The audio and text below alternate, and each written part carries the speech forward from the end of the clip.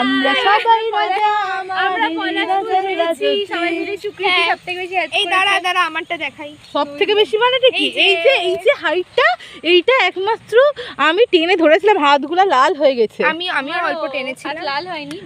আমি যদি তোদের সাথে তুই নিকুচি করেছিস, তোর কিছু নেই এখানে কন্ট্রিবিউশন। আমি যদি তোদের সাথে না আসতাম তাহলে কি তোরা পলাশ ফুলটা দেখতে পেতি? যেখানে দিশা একটা করে কাজ করেনি, পাশে দাঁড়িয়ে ছিল। আমাদের কি চোখে নেবা হয়েছে? সুকৃতি আমাদের কি চোখে নেবা হয়েছে? দেখতে পাবো না তুই না এলে? এটা আমার আরে তুই নেই, তুই যেটা 3 ঘন্টার উপর ধরে রিহার্সাল করার পর আমাদের কন্ডিশন অবস্থা।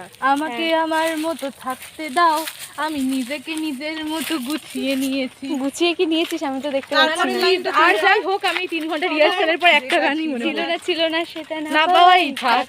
সব পেলে নষ্ট সত্যি, যে গান ভুল হচ্ছে সে গান ভুলই থাক, আর আমি নিতে পারছি না 3 ঘন্টা রিহার্সালের পর। করেছি যে আমরা রিহার্সাল করতে গিয়ে মজার জন্য ছি ছি ছিরে ওই গানটা করেছি, কিন্তু সেই মুহূর্তে ওখানে ম্যাডাম প্রেজেন্ট ছিলেন। হ্যাঁ, আমরা জানতাম না সেটা।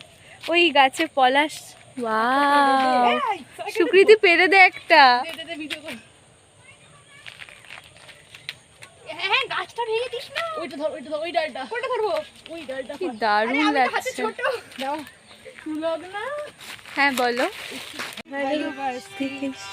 প্রিয় বন্ধুর পাড়ার ঝুম চলে যায় রিকশায়। ভুলে গেছি আমি লিরিক্স এই ব্লগ বানাবে সব কথা ছোট ছোট ব্লগ অবভিয়াসলি